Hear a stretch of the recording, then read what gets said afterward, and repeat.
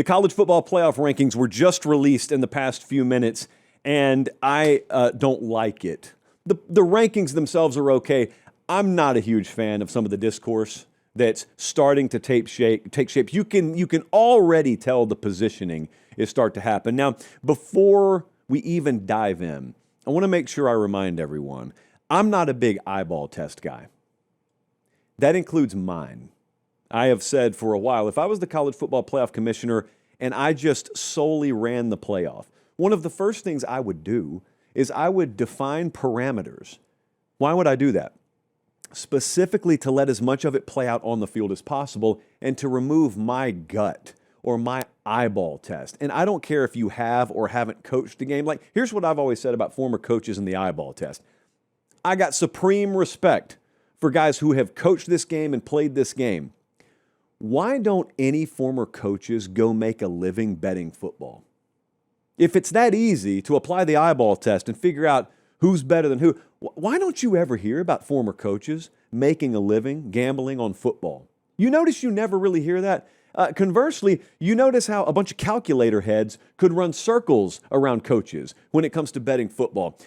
So that's one reason, but not the only reason, that I've always advocated for removing the eyeball test as much as possible. Define the parameters and then stick to them. So if you think head-to-head matters a lot, good. Define it and stick to it. Don't define it and then come time to stick to it, say, yeah, but my eyeballs are telling me something different. Brother, if your eyeballs are telling you that there's that big a gap between a couple of teams that already played and Team B beat Team A, Team B won't even be in the ballpark of Team A to begin with. If they are, forget your eyeballs and use your preset parameters. So with that in mind, the rankings have been released. There they are on your screen right now. Welcome to the party, Arizona. We got a ranked matchup going down this weekend. Arizona and Arizona State, which we'll talk about in upset alerts later. But here's what I wanted to get to. Okay, the two-loss chaos conundrum scenario, etc., trademark registered, is still on the table.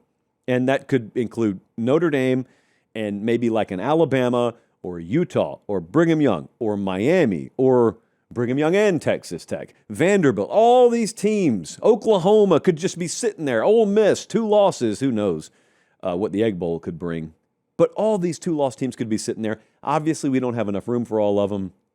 And someone said earlier tonight, well, that puts the committee in an impossible position. No, it doesn't. Use your preset criteria, apply it to the field, and pick 12 teams. That's where I will tell you, by the way, it doesn't mean tear it down. I want to caution everyone, here's what's about to happen. It's almost an inevitability now that we're going to get to the finish line, and it's different than last year. Last year, the big story going into that Sunday was, are they going to put SMU in, or are they going to drop them and put one of the SEC teams in? That was it. There will be, I think, far more drama on Selection Sunday this go-around than there was last year. Now, you know that there are some jackals sneaking around the barn out back that want to expand this playoff. And mark my words, they will use the drama on Selection Sunday as ammunition in the barrel to expand the playoff. Because why? Well, because we wouldn't have this mess if we expanded to 16. It's not a mess. It's not a mess. This was my stance when we had a 4-team playoff. I never shed any tears for the 5th and 6th and 7th teams. I always said, I'd rather us have the size of playoff where maybe we had 5 and we couldn't quite fit the last one in, or even in the 12-team format. I'd rather us have 12 and can't quite fit 13 and 14 in. I'd rather have scarcity creating value in playoff spots than just to continue this evergreen mentality of, oh man, someone's upset, someone's mad they got left out of the playoff. What's the answer? Expand it. It's not the answer. Suck it up and win your games next year is the answer. I'm saying that generically now so we can play my own words back to me when I'm upset on Selection Sunday, is my whole point. All right, this Miami-Notre Dame mess, if Miami takes care of business against Pitt, is going to be a mess. And I already listened. I listened to Heather Dinich tonight. I'm not trashing Heather Dinich. Heather Dinich is reporting what she's being told, so I actually appreciate her articulating this on air, but she already started to set it up. She already started to pave the runway for the committee. And that runway sounds a little something like this. Miami beat Notre Dame early in the year, so they have played each other. Miami won. And then Miami lost a couple of games, and so did Notre Dame, but Notre Dame's got 2 really, really good losses, which is something I do believe in, by the way. And so it looked for a while like once Miami lost that second game, they're going to fade, and that head-to-head's not even going to matter. Well, now Miami has started to win some games. They've gotten fairly hot down the stretch, and now that gap between those two teams is shrinking. And logic just tells you, well, wait a second, if they get close enough to be compared to each other, then doesn't that head-to-head matter? And there is a good reason to think that. It's in the committee's stated protocol. And Heather Dinich threw the e-brake on it tonight and said, hey, not so fast, not so fast. Just because Miami is rising is like clockwork. I knew it was coming. Just because Miami's rising doesn't mean there's some magical threshold past which they get put into the same comparative pool as Notre Dame. Therefore, the head-to-head becomes the trump card. Don't just expect that. What'd she say? She said, because this committee's eyeballs tell them that Notre Dame's better. There are few things in life I care less about than the committee's eyeball test. And I'm going to tell you why. Because half of them are athletic directors, and even the ones in there who are football coaches should know your eyeball test can come into play when you've got comparable teams that haven't played on a field. If they've played on a field, then we need to value the head-to-head result. You know, the spirit of competition, which is what sports are actually about. And I was listening to Booger McFarland fight the good fight on the ESPN set earlier tonight. He said, guys, it's about a resume. It's not a beauty pageant. And then some other folks pushed back on him, and the main pushback will be that game happened a long time ago. And now there's a big difference between these teams. Like there are folks out there who think Notre Dame would just dog walk Miami. If they played today, I'd pick Notre Dame over Miami. That is irrelevant. Even my opinion on the head-to-head is irrelevant, which shows you what I think about the committee's eyeball test opinion on it. If they're comparable enough, what I think would happen on a neutral field is irrelevant. If there really is that big a gap between them, their resumes won't be comparable. But if their resumes are comparable, stop overthinking the room on this. They played a football game. It's like we have so much time. It's like these coaching searches. You figure out who you want to be your head coach 3 weeks ago. Well, what are we going to do? Just sit here for 3 weeks? Yeah. If you figured it out 3 weeks ago, just sit still. Just like in this. If you figured out head-to-head matters, then make head-to-head matter. You're already starting to set the stage here. You're already starting to set the stage because if you notice, Pitt's number 22.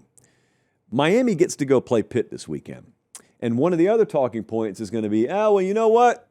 Notre Dame played Pitt and they smoked them in Pittsburgh. So if Miami goes up there and beats Pitt by a bigger margin than Notre Dame, then we'll talk. I couldn't care less about that. I don't care if they beat them by 50 or by 1. If they go up there, that is another ranked win on the resume of Miami. Notre Dame already had their shot to beat them on the road. They did. That's baked into Notre Dame's resume. That's why they're 9.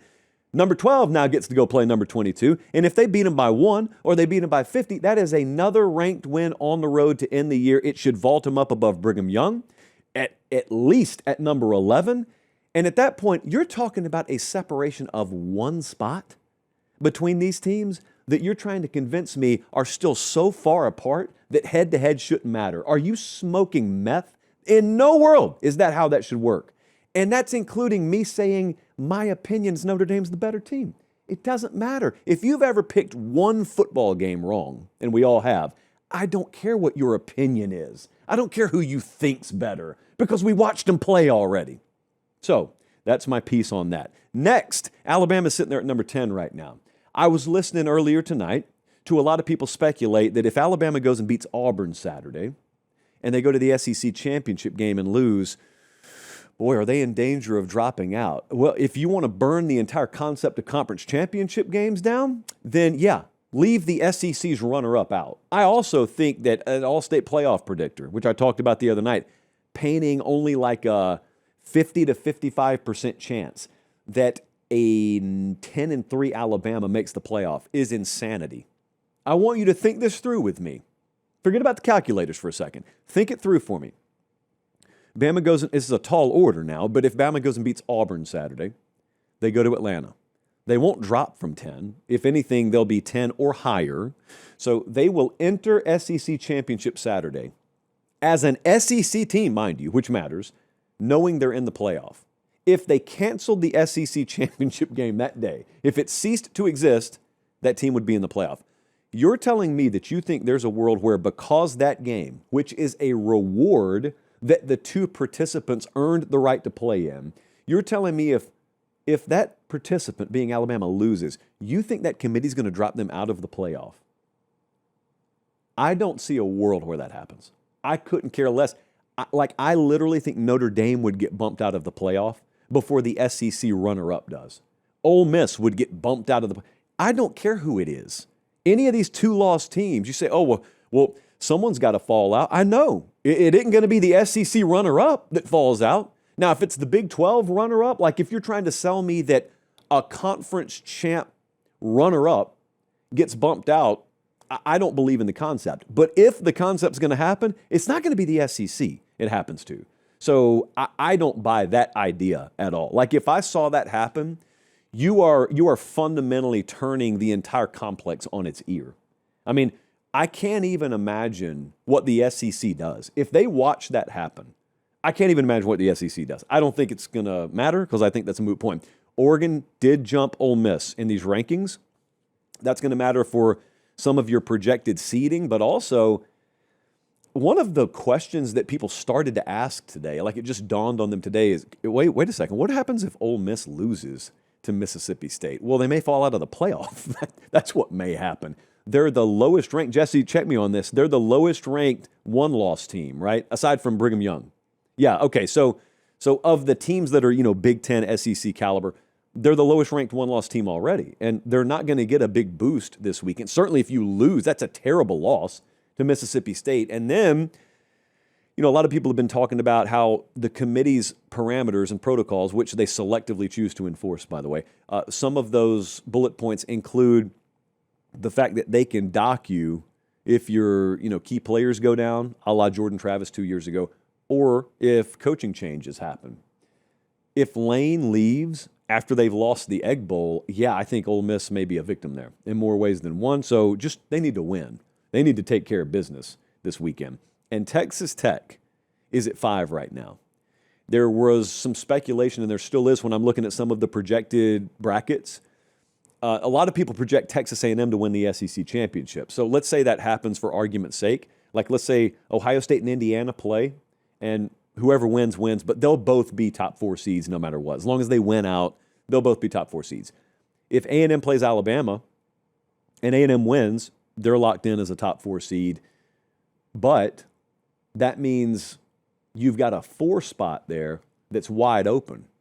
And it's either open for an at-large team or it's open for Texas Tech if they win the Big 12 championship. Now, I'm a believer, and I'll talk about this later, if that 4th spot is open, I believe Texas Tech, as the Big 12 champ, will jump up and take that 4 seed. And I think that goes with a first-round bye. Obviously, that's why it's so important. And then I think it would be like Georgia and then Oregon and then Ole Miss or whoever after them.